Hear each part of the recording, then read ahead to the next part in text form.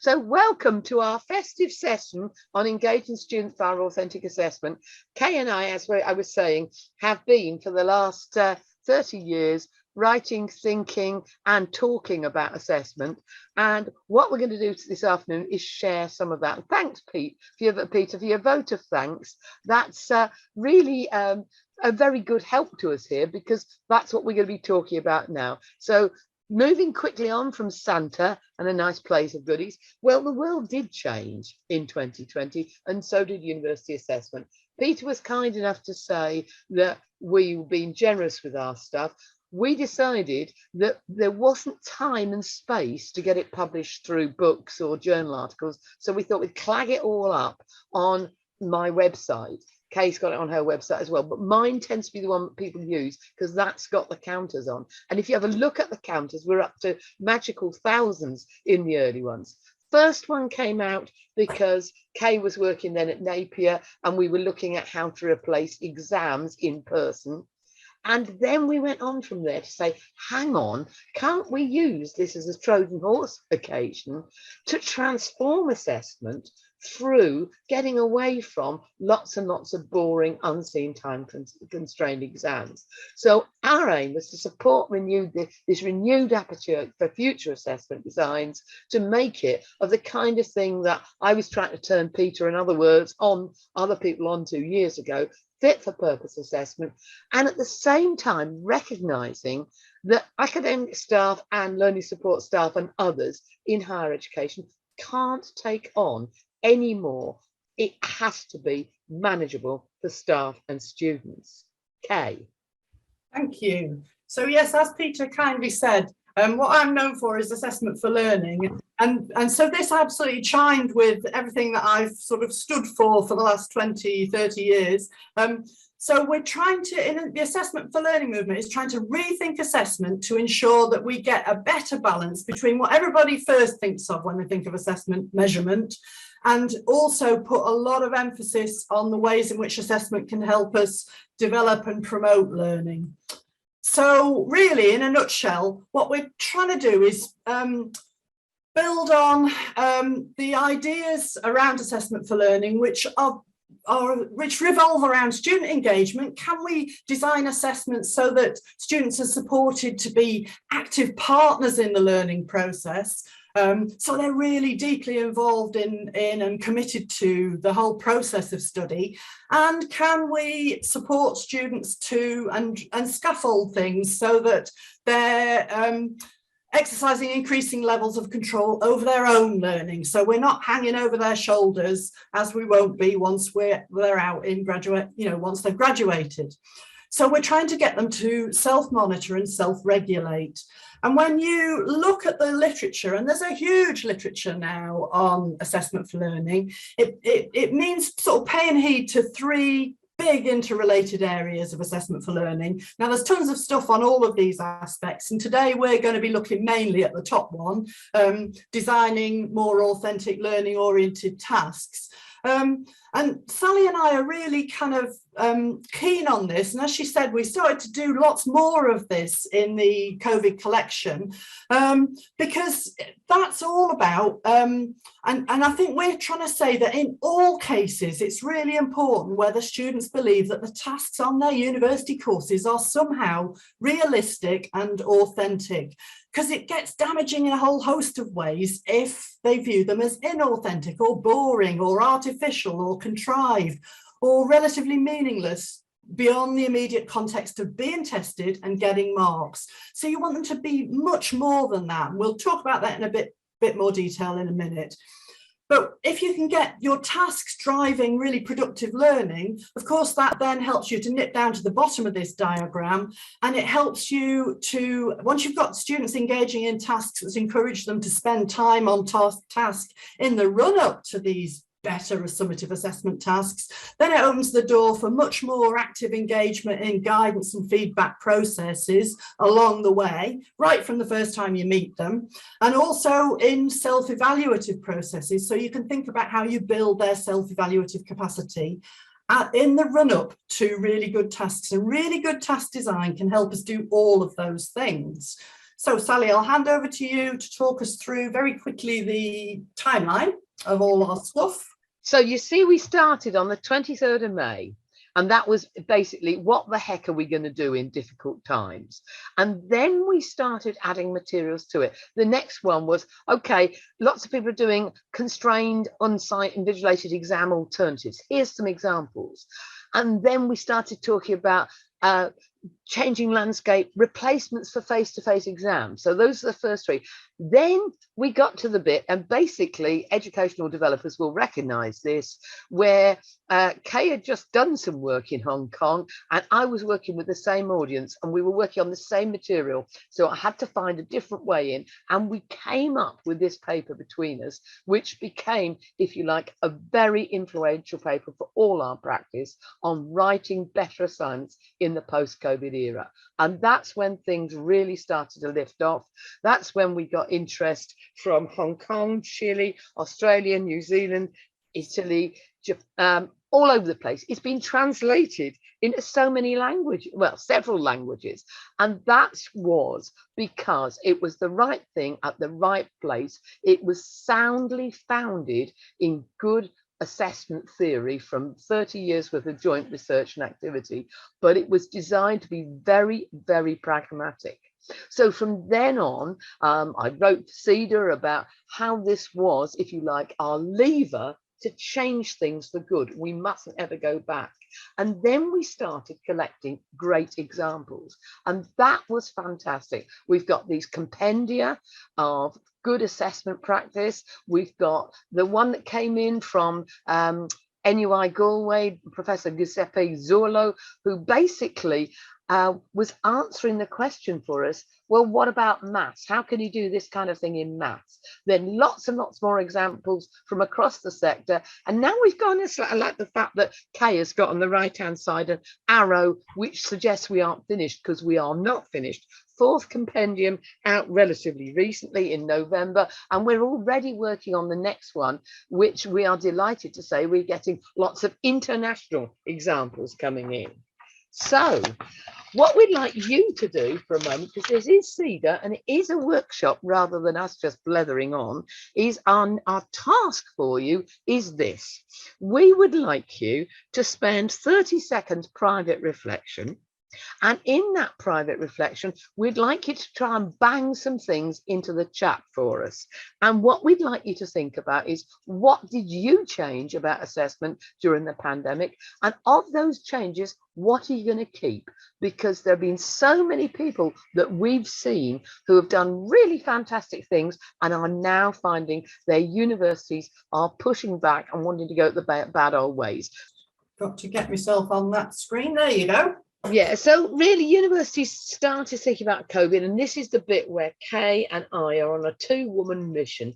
We mustn't ever go back. We mustn't ever have that bit where universities were so vulnerable to sites shutting down. And it isn't just COVID, although that's plenty. Kay and I were working down in Sunderland on Wednesday in the only building on the St. Peter's campus where the roof hadn't blown off. That was, you know, that's the kind of contingency that we can't ever afford for universities to get stuck with ever again. Traditional exams aren't really about what students are likely to be doing. We're not just talking about employability, we're talking about themselves as people, civil society. Range of activities students are being asked to do are relatively limited in exams. Some are very creative. We were talking this morning to some colleagues at Liverpool John Moores who are doing some really interesting thing in online assessments. But it is the risk that people just revert to boring old. They say it's all about using critical thinking, but actually most of the time in formal exams, you don't see that a lot.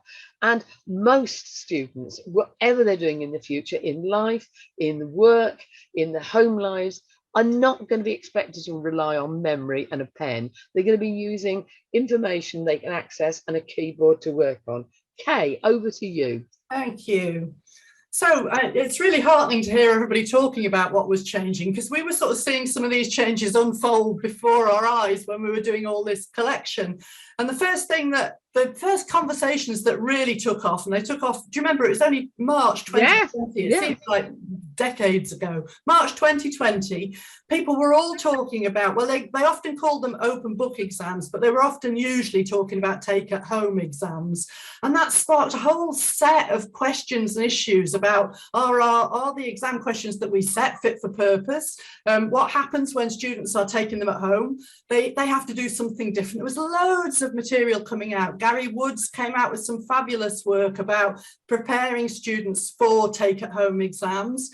And a lot of people started to draw more and more on there's been decades of work on true open book exams, which have been designed as open book exams in the first instance, where students can take materials in, specified materials.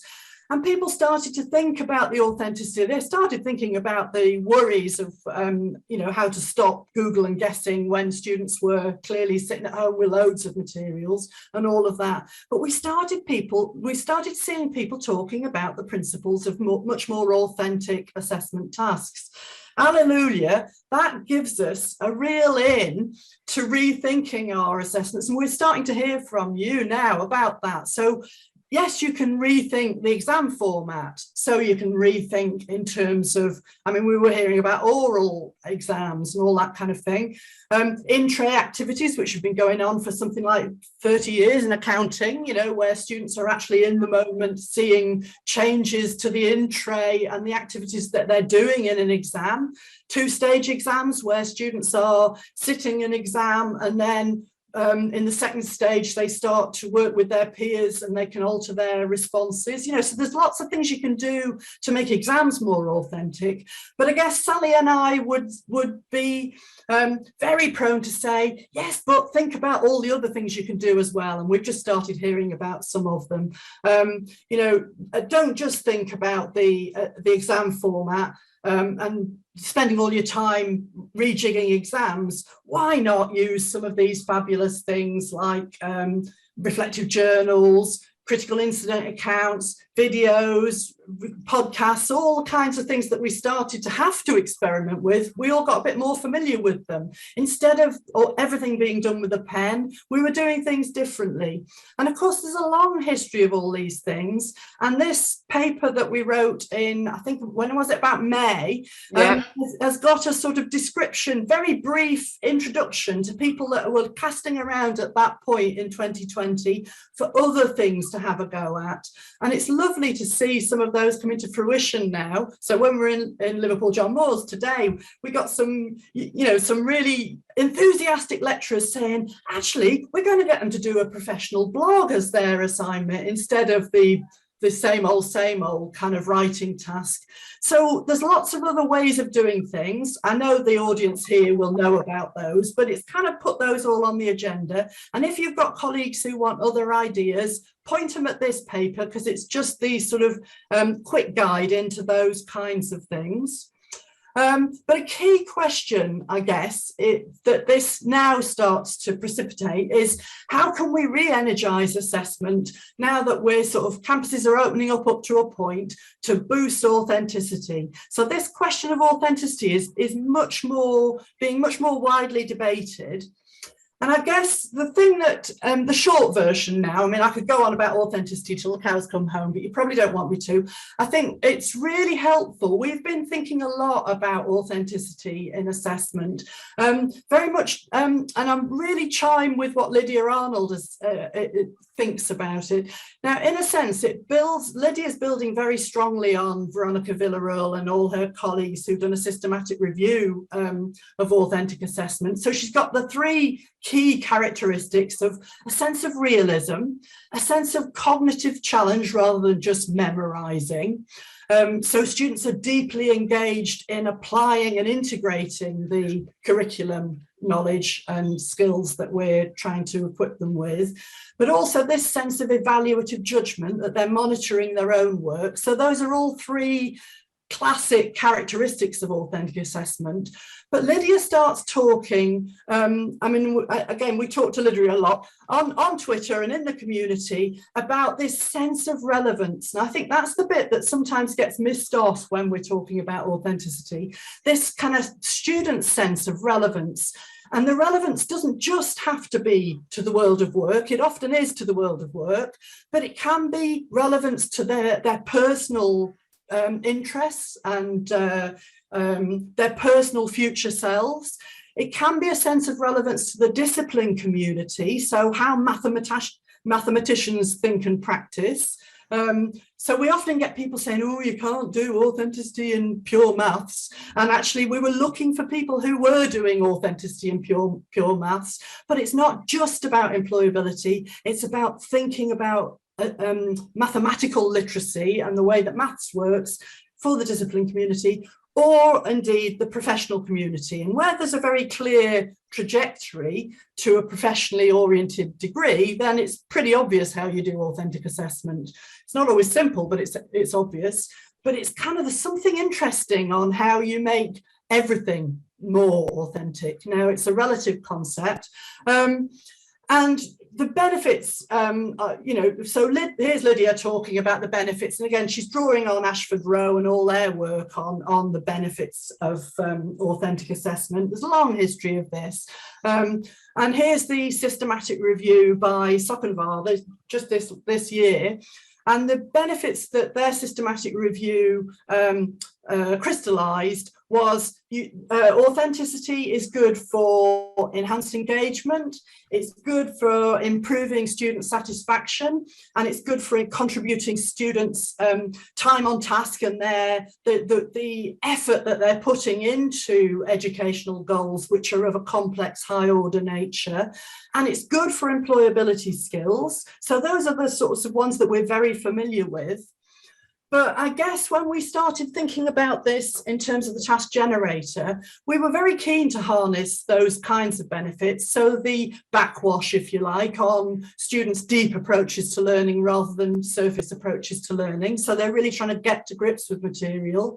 We were trying to harness the positive influence on employability and their professional practice, whether that's specific or generic. If they know they're going to be a nurse, then professional practice is very clearly in their sphere of reference. But more broadly speaking, these work integrated modules and work-based placements are about their professionalism and helping them to see themselves as a professional. But also there's this bit that I think is fascinating, and it's about enhancing students' sense of personhood. That's not a very good word, is it? But, you know, the sense of self, this kind of sense, it can play a real part in their developing sense of, it could be agency, it could be their own personal fulfillment, because they're taking choices rather than feel like they're jumping through the hoops of everybody else's answer. You know, they're just all doing the same thing. It could have a positive impact on their sense of identity and who they are. And of course, transformational learning is what we want people to get when they come to university. It's all about changing the way you see the world, changing the way you see your subject, changing the way you see yourself. So there's something about it might be about their sense of belonging a bit more to a community, a discipline community, an entrepreneurial community, KPE, so that sort of stuff. Civic or social contribution. Again, that can be a really powerful driver for many students on almost non-vocational programs. So seeing themselves as a potential change agent and stuff around their self-image. So bearing all those in mind, I guess our task generator, we're hoping it's doing all of these things. And I guess I just want to draw your attention to the bottom bit of the diagram in blue, this advancing selfhood and citizenship. Because as Jan MacArthur has powerfully pointed out recently, and she's coming at this from a social justice perspective, authentic assessment can be a real powerful force in shaping students' identity and self-worth. So we're trying to convey this whole person approach in this Venn diagram, especially the bit in blue at the bottom, to illustrate how we think that if we can look at students' sense of self-realization and their personal transformation and their sense of fulfillment, and sparking that as much as sparking their deep approaches to learning, so making them a better student, if you like, and making them helping them learn to become a better professional. And we do all of those things. We're putting the student center stage. So learning is about becoming rather than just being turned into something. So I hope that makes sense to you. I know it's a bit of a whistle-stop tour, but that's the sort of thinking behind our task generator. And I'll hand over now to Sally to explain the practical model that we came up with and give you some illustrative examples from the compendia that we've launched subsequently. So Sally, here. And I just want to pick up before we move on from that slide on a couple of things that have been going on in the chat, particularly about PSRBs, about the fact that some PSRBs have been very flexible. Many are now saying they've absolutely got to return to formal exams. But I was taken with Carol Davis's point, which is that the professional bodies are probably more movable if they stop being quite so worried about the rigor, if they can see the things we are doing are equally demanding and equally rigorous. So with that, Kay, we'll move on to the next slide, which is the Katrina Swanton sketch note, which we are enormously grateful to Katrina for visualizing our work so effectively.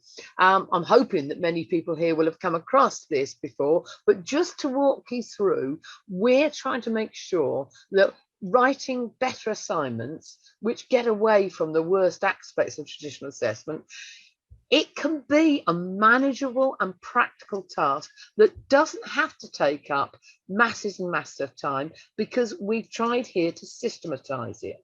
So as we did with Liverpool John Moore's colleagues this morning, we started with their learning outcomes and said, could you show us how those learning outcomes are reflected in the verbs of the jobs you asked them to do, and how that translates into the object, and that's evidenced by the outcome. Let me give you some examples of that on the next slide. So on the next slide, if we say start with the verb or the educational outcome, you might be asking them to interpret or review or set up or evaluate or compile.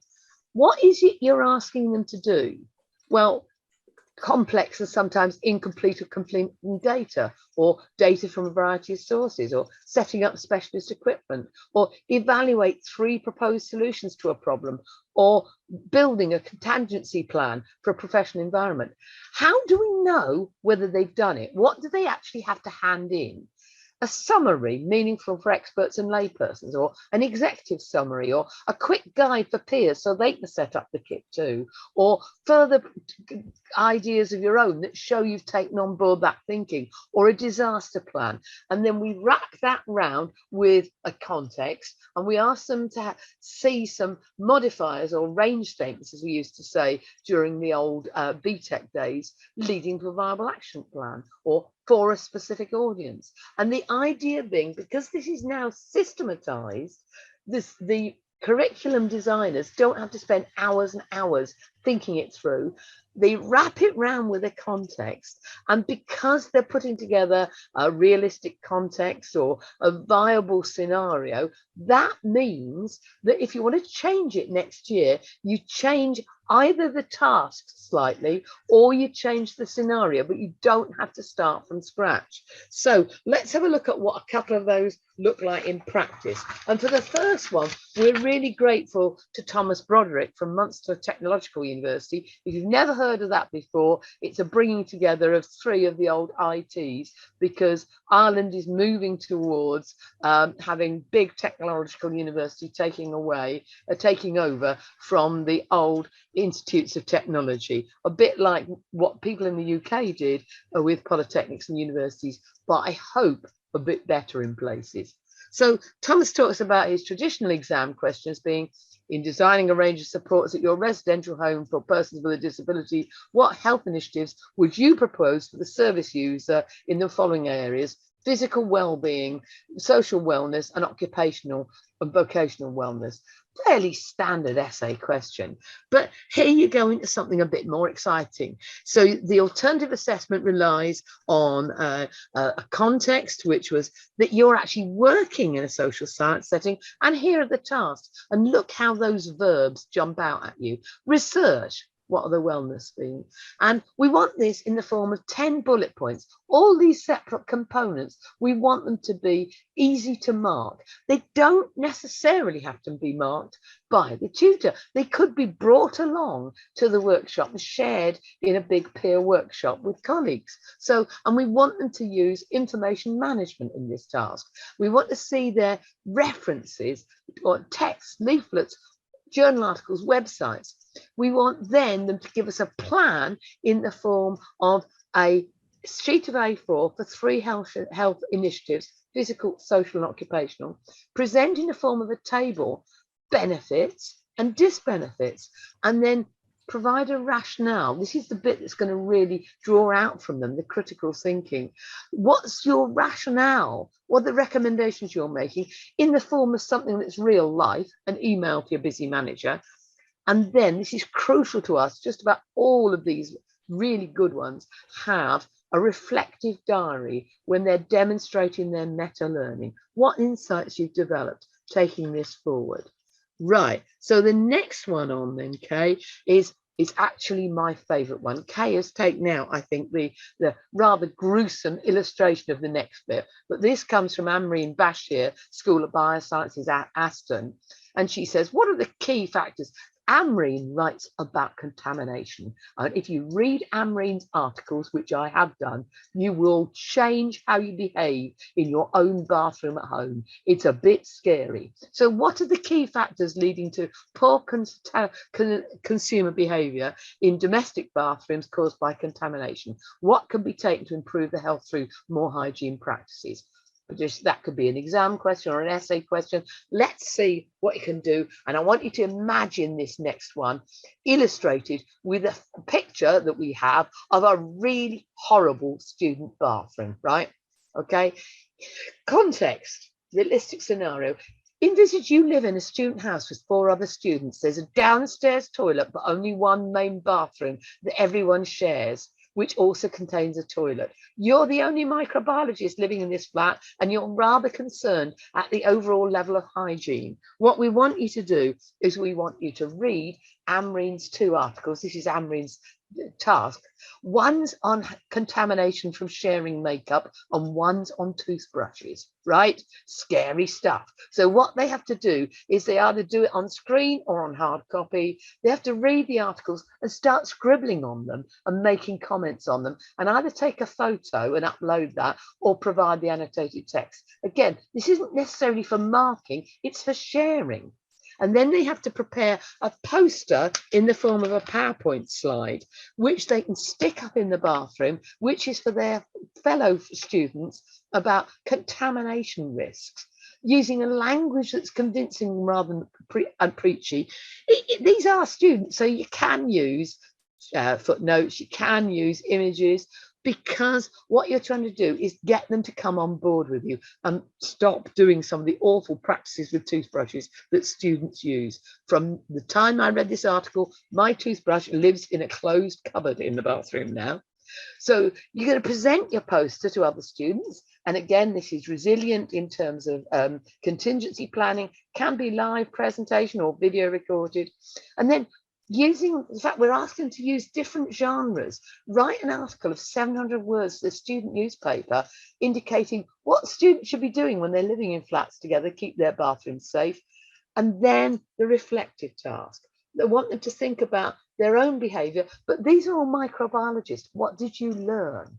Fascinating group, microbiologists. I'm learning a lot from them. One more example for today. Here we come into lovely example from Aberystwyth, Gemma Bazant, and her original premise is that some buildings are visual reminders of heritage, reflect our social, political and cultural histories. They reflect the people that design them and use these structures. This is a lifelong learning course, and participants are asked to explore the origins of a sample building and the people and events that shaped its history and how they present that data. This is instead of any old boring assignment. Here's an authentic way that she uses it. So she gives them, this is real, she really does this, a vicarage in a remote Welsh village changed ownership. It isn't listed, but it's got lots of original features. It's got lovely gardens. The owners want to convert the 4-bedroom house into a B&B, high class, and they've contacted you with guidance as to the historical significance of the building and its setting, options for extension, and a business and advice on statutory regulations. Now, these students aren't lawyers, so they're giving a non-expert opinion, but they are researching a real house. So they have to look at the recent sales information, and they have to produce a site plan for the property and the gardens, and then using physical and digital data resources from available records that they'll get from the archives, that they'll get from the planning office, various other clients. They have to provide an A4 sheet of bullet points with the relevant information, including, for example, whether the trees in the garden are protected. Mine in my garden have all got conservation orders on them, unfortunately. And then it's very careful to say a non-expert and illustrated client brief, plans and proposals for what they can do, with some thought about the key limitations, reference the planning laws, and then provide an email. Can you think how much more interesting this is for the students concerned? As I say, these are lifelong learning students.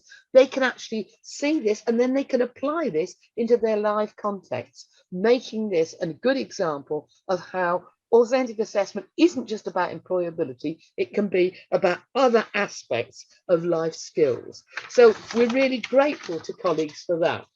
We're moving now into a summary slide. Again, it's a Katrina Swanton. I can recommend her. We've commissioned her. Her work is very reasonable. And what we are saying through this is assessment can promote, support and extend future learning. We've come up with our task generator. You see it summarized on the left-hand side. And we say through this approach, it becomes more about assessment for learning. It's enabling, it's inclusive, it includes active learning activities, it engages feedback processes.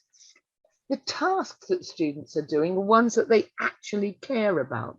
And the approaches, particularly that reflective approach, leads students into greater self-efficacy. So we say, through this approach, we move away from the darkness of the old days of over-reliance on timed unseen examinations, away from the anxiety-inducing overbalance on summative rather than formative assessment, through transformative approaches which lead to students being inspired and engaged.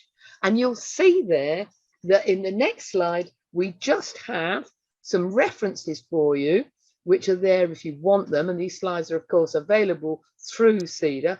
But here, we're going to pick up from you with our Christmas theme. We want you to say out loud, if you had a magic wand and you can make any changes you like, how are you going to change assessment in your university?